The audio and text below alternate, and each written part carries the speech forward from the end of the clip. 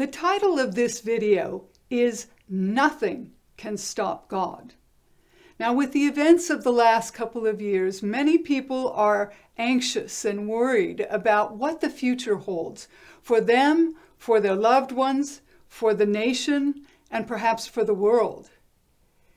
And in changing times, in times of confusion and chaos, it's important to remember, it's essential to remember that God is sovereign. That nothing that happens at any point in time is something that escapes him or that he is unaware of.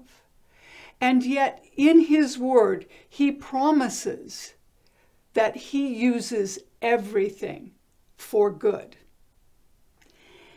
In the book of Acts, which I think is a very important book for this time that we are in, as a church, as a nation, most theologians agree that Luke is the author of the book of Acts. Now, Luke was one of the writers of the original Gospels. He was a man, a doctor, that walked with Jesus in his time here on earth. And so the book of Acts is a continuation from the Gospel of Luke that shares with us what took place after Jesus was resurrected and the Holy Spirit was given as a gift to the apostles and to the world. And so in chapter 6, it mentions that the disciples, the number of the disciples had grown over time, and the followers of Jesus had increased exponentially. And so the apostles were talking, and they discovered that they needed to find additional help in order to meet the needs and take care of the responsibilities of daily food distribution and the care for the widows. And so the apostles gathered together, and they prayed, and they chose 7 men. Acts chapter 6, verse 3, it says, "Brothers, choose 7 men from among you who are known to be full of the Spirit and wisdom." Verse 5 continues and says, "They chose Stephen, a man full of faith and of the Holy Spirit." Verse 8 continues on, "Now Stephen, a man full of God's grace and power, did great wonders and miraculous signs among the people. But opposition arose, however, from the members of the synagogue of the freedmen. These men began to argue with Stephen, but they could not stand up against his wisdom or the Spirit by whom he spoke." And there is so much just in that choice that the apostles made about the men who were to serve alongside of them and what was valued in that time, as it should be today, that we are people full of wisdom and the Holy Spirit, that we are full of God's grace and power, and that great wonders and miraculous signs are being done among the people. And so false testimonies has risen up against Stephen. And in chapter 6, verse 15, it says, "All who were sitting in the Sanhedrin looked intently at Stephen, and they saw that his face was like the face of an angel." That's so beautiful. So as Stephen speaks to the Sanhedrin, he gives a recap of the history of the descendants of Abraham. And I chose this rather than going to the original writing because this recap really captures the evidence of the fact that God is sovereign, that he always has the last say. And even in the darkest and most difficult of circumstances, he uses it for good and for the fulfillment of his divine purpose and destiny for people here on earth. And so he starts with the story of Abraham in Acts 7, verses 4 through 8. And he talks about how Abraham was given a promise that he would have descendants that would outnumber the stars in heaven and outnumber the grains of sand on the earth. But Abraham didn't have any children. And so it looked like this word from God was impossible, that there was no way that it could ever be fulfilled. Because how could this man, and it says that he and Sarai were beyond childbearing years, how could this man and this woman, his wife, have a son who was going to leave them descendants that would outnumber the stars and the sand? And yet God was true to his promise to Abraham. He fulfilled his word to him, and in their old age they bore a son, Isaac. And Isaac became the beginning of a ripple effect that was a move of God, not only in Abraham's life, but for the descendants of Abraham, for the fulfillment of the promises of God, and that they would move in to the life that he had planned for them. Stephen goes on, and he talks about Joseph. Now, Joseph, you might recall, as a young man, began to have powerful dreams from God. And in his eagerness and in his boldness, he shared those dreams with his brothers and his father. And the dreams spoke of sheaves of wheat that were bowing down to Joseph. And the brothers and even his father they were offended by these dreams and thought that Joseph thought that he was better than the rest. And so what happens is that Joseph had been given a word from God. He had been given a dream from God, a vision from God, a promise from God. And yet, in his current circumstances, there was nothing to support that would ever come to pass. And if you recall the story, his brothers became so jealous that they determined that they were going to kill him. They threw their brother Joseph into a pit. They tore up his multicolored cloak that the father had made for him. And they took it back to the father and told the father that Joseph had been murdered. He'd been killed by animals. Now, here is where God begins to move. The brothers intended to leave him for dead, but God softened the heart of one of the brothers. And instead of killing him, they went back and they sold him into slavery to Egypt.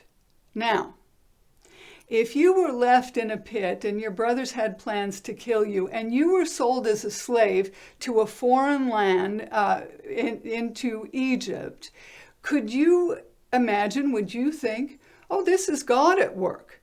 This is God fulfilling the promise of the dreams that he gave me early on, and this is his way of getting me into this place of power in this land that I've never been to. Well, it gets better than that. Joseph goes into Egypt. He works his way into a place of respect and responsibility in Potiphar's house. And what happens? Potiphar's wife accuses him of sexual impropriety, sexual misconduct, and he's thrown into prison.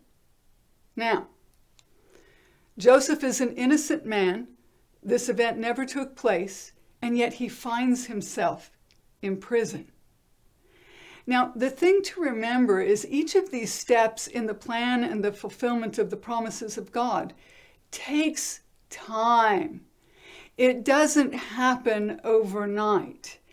And so Joseph found himself in prison for a number of years. And circumstances happened where he thought certainly his efforts would be noticed as he interpreted a dream for a couple of prisoners that came to pass. But years later, it was told to Pharaoh as Pharaoh had a dream, and it called attention to Pharaoh about the gift that God had placed within Joseph.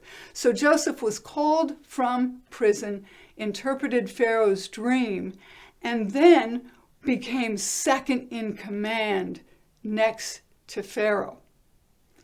And he was not an Egyptian. And so you look and you see, again, in Acts chapter 7, verse 9, it reads, "But God was with him, and God rescued Joseph from all his troubles. He gave Joseph wisdom and enabled him to gain the goodwill of Pharaoh, king of Egypt.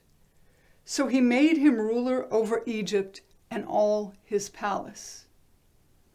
Now, the story of Joseph doesn't end there. God brings about miraculous circumstances where the dreams that Joseph had as a young man came true. And his interpretation of Pharaoh's dream about a great famine that would hit Egypt was true. And Joseph, because he had spent this time in the Egyptian culture and learned their ways, and he knew the presence of God, the Spirit of God within him, he was able to plan and prepare to save the people of Egypt and even his family who came to him for help as food and resources dried up and became unavailable. So God took Joseph through a series of very difficult and dark times, years in many cases, so that he could be used in a mighty way to save God's people and bring help and healing and reconciliation with his family. Joseph did forgive his brothers, by the way, and I think that that's a wonderful lesson for all of us, that no matter what's been done against you, no matter what plans people you love have perpetrated against you, we're always there with the heart of Jesus to forgive. So one final example of how nothing can stop God. Moses.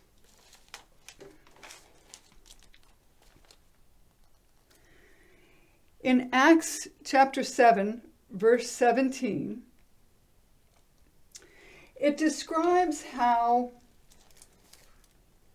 another king who knew nothing about Joseph became ruler of Egypt. And this is chapter 7, verse 19. "He dealt treacherously with our people and oppressed our forefathers by forcing them to throw out their newborn babies so that they would die." And so this king was out to take control and destroy the firstborn males of every family. And at that time, Moses was born. This is verse 20. "And he was no ordinary child. For 3 months he was cared for in his father's house. When he was placed outside, Pharaoh's daughter took him and brought him up as her own son. Moses was educated in all the wisdom of the Egyptians and was powerful in speech and action." Now, as we recall the story of Moses, the king was killing the children, and so his family put Moses as an infant into the river, and he was spotted and taken in by Pharaoh's daughter. And so he was raised in a palace. He was raised as Egyptian royalty. And so he received the education and he received the upbringing that was part of that.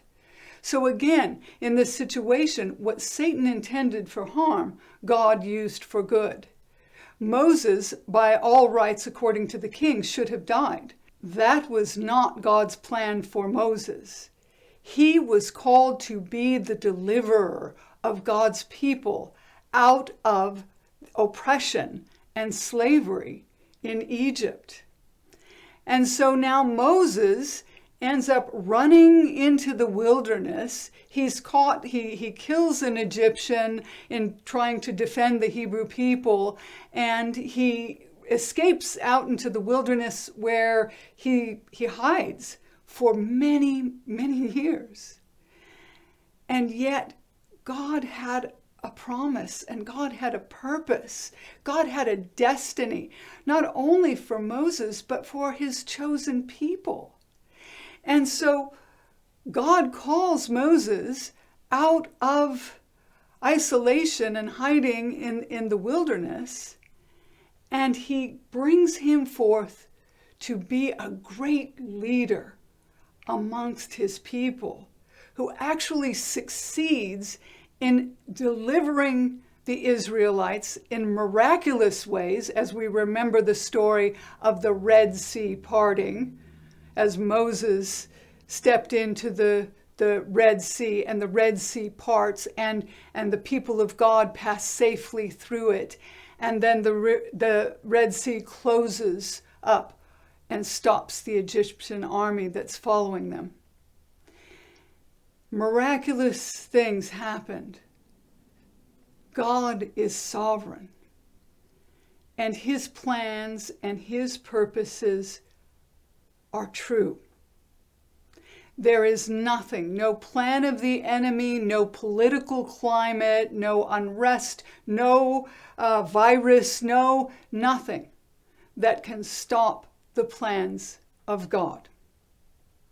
So, what about your life? We can see so clearly how in the lives of Abraham and Joseph and Moses, they met with great opposition. They met with great delays and persecution. And yet, God's plan was fulfilled. Did it look like God was using those circumstances? Did it look like, oh, this is how God is going to bring about his plan and his promises in their lives? No, it did not. And so, what about your life? I'm thinking of a young woman that I knew, and she went through a really horrible breakup, and this was years ago. And it was really devastating to her. The person had, her boyfriend of long term had been unfaithful and left her abruptly. And she was financially in a bad place and emotionally just devastated. And as I began to talk with her and meet with her, she became part of my girls group. And what happened is, as a result of that breakup, she went back to school. She decided to pursue her education, and God was in it, and he blessed it. She earned her credentials in nursing. Now, she was very excited on completing that, and she had been hired into a position that she was really excited about in an area where she really wanted to work, in labor and delivery. And circumstances came about that were just extraordinary and completely unexpected, and that job was taken from her. Now, it might look like, oh no, maybe she wasn't supposed to be in nursing, or maybe this wasn't the area.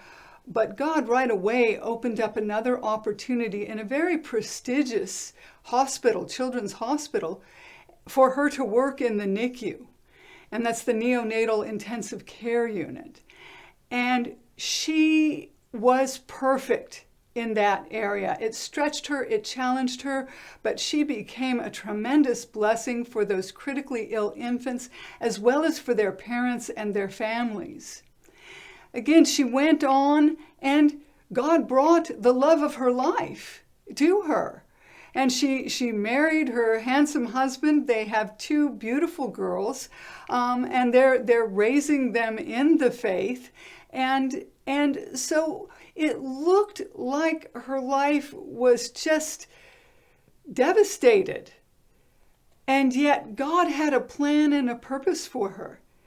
And as her life story goes, she is now working in the area that she wanted to work in initially, and that's labor and delivery, loving every bit of what she's doing with the pregnant moms and their new babies. And so, what about your life?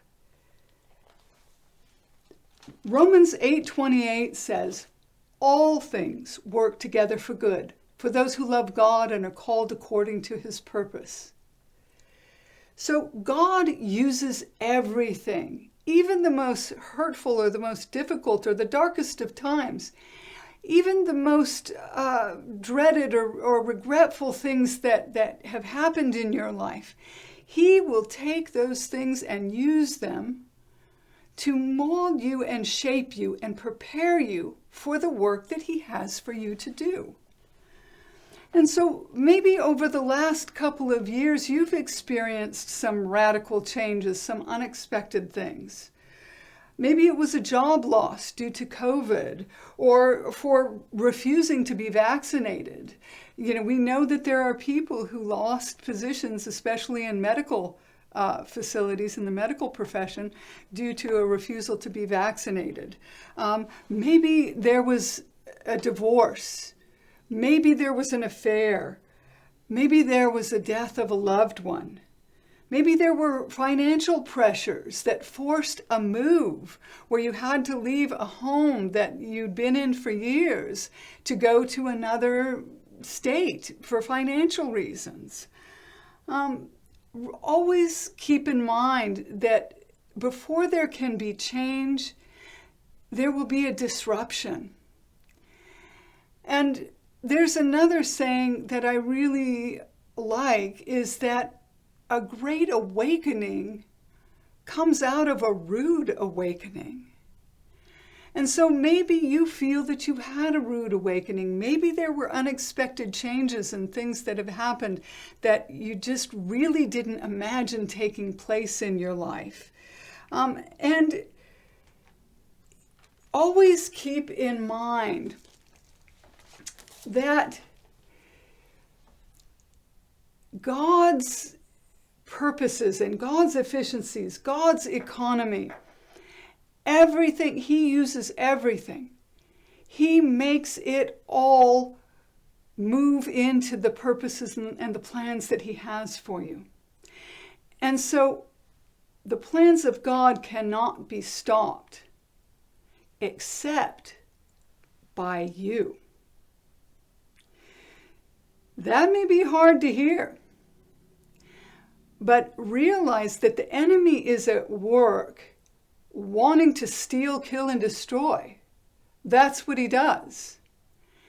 And so he can take difficult circumstances and work on you to get you to quit, to get you to give up, to get you to turn away from the plans of God, to get you to turn away from God. Now, there's a couple that Chris and I love and mentor, and this was years ago, and they went through a really dark time in their marriage, and they were headed for divorce. And without going into detail, there was trust that was broken, and it was very damaging. And they were taking steps, and they were moving towards divorce. And they had a beautiful daughter.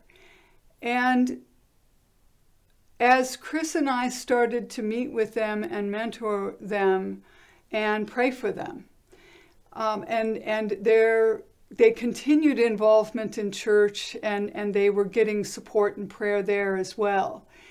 And what happened is God really awakened in the two of them a passion and a fervor for Him that just was beyond anything that they had ever experienced.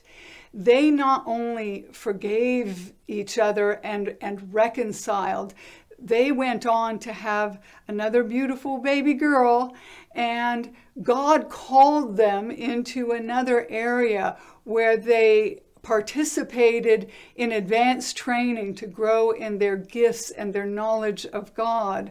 And the Lord has continued to put them to use.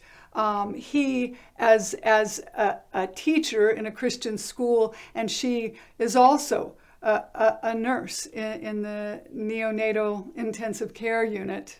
And so what the enemy intends to destroy, God can bring healing. He can bring reconciliation, and He can use it for good.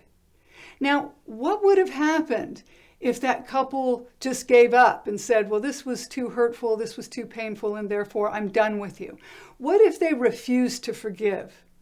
What if they turned their back on what they felt God was calling them to?